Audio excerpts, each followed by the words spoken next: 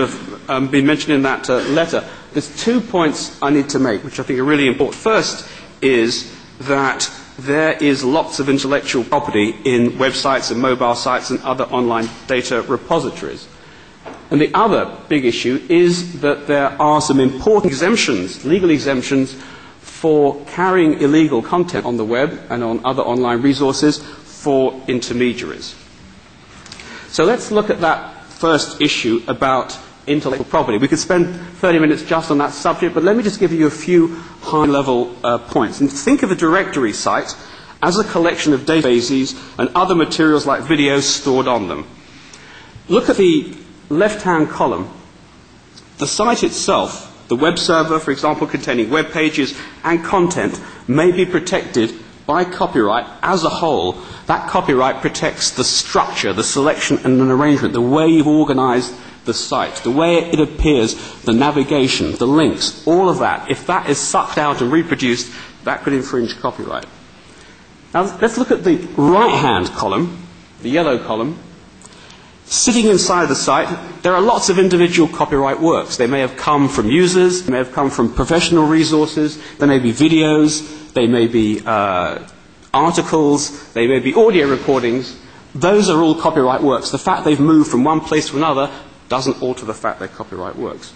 And in the middle, we've now got this European-only right, which protects the investment made by a database producer in Europe. A directory publisher is a database producer. And this new right, sometimes called the sui generis right, called the database right, what it does is protects the investment made by the database producer in gathering in the data, checking it, verifying it, presenting it. Not, interestingly, originating that data. If you create data from scratch, it is not protected. So this database right is a potentially significant right. So again, if you extract the contents of a database, by whatever means, and reproduce it, potentially there is a database right infringement. Now, the second issue I said was about legal immunities enjoyed by intermediaries. And these were introduced into European law by a directive in 2000. And that talked about, intermediaries as information society service providers. You can hear the language. It's pre-search, really. It's pre-social networking. It's pre the kind of developments that we are talking about. And they were really designed to protect Telefonica, British Telecom, Vodafone, internet service providers from being sued because they were carrying content.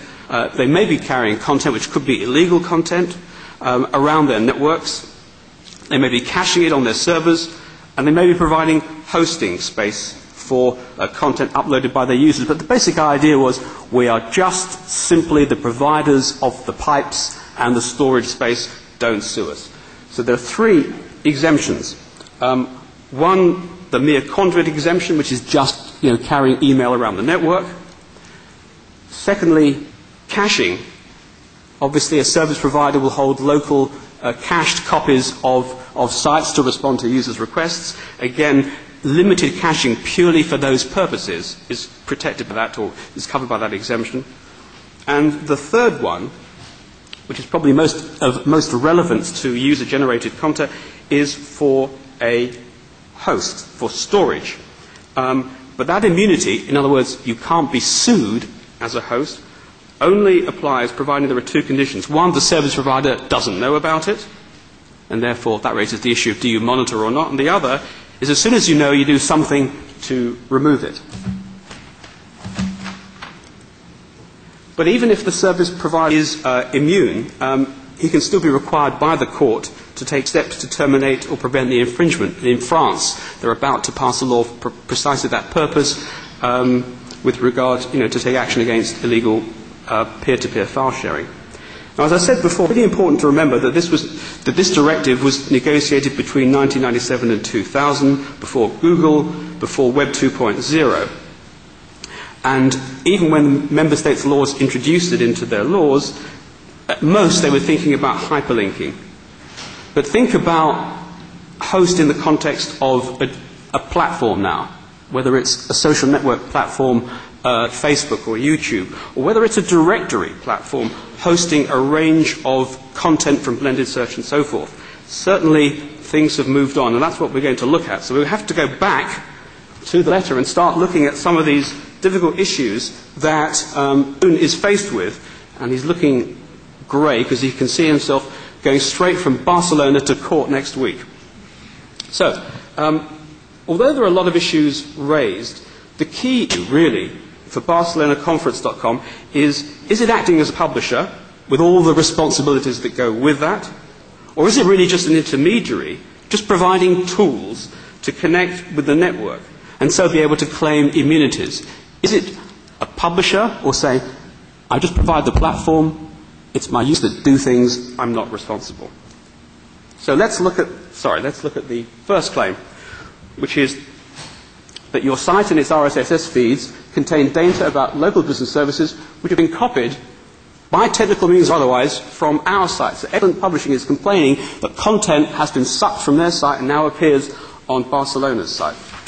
Well, in deciding whether Barcelona Conference has got a problem, we need to look carefully at whether the data on its site has been displayed on the fly to the user as a result of a search initiated by the user, or whether the data is stored on Barcelona's database after being obtained by Barcelona, either under license or by using web scraping or other technical means to gather it. Now, if Barcelona Conference has obtained and published the data by whatever technical means, it may have a problem. There was a recent case involving a company called Direct Media Publishing against the university, which gave a very wide interpretation, it's a German case, about the meaning of extraction from a database, which is prohibited without permission. That goes back to that sui generis right. So if you take the stuff, we look at the effect, not how you did it, and it was our content, a substantial amount of content, potentially there could be an issue. Now, Thun is going to say, but the database right only applies if there's a substantial amount of data taken, and we'll argue that wasn't the case here. And Barcelona is also going to say, look, that by making the data available on its website, Excellent Publishing has impliedly licensed the world. We all have stuff out there on our sites. And therefore, by making it available, and by not using any technical means to prevent its extraction, by whatever means, whether it's scraped, or whether it's extracted by other means, Barcelona will say, as Google will say, that by not using those technical measures, effectively, Excellent Publishing is saying, come and take my data. Now, looking at the case law in Europe, that is certainly an argument to run. But in my view, I think we're going to move more towards an effects-based analysis. And the risks for a directory publisher to run is when the end result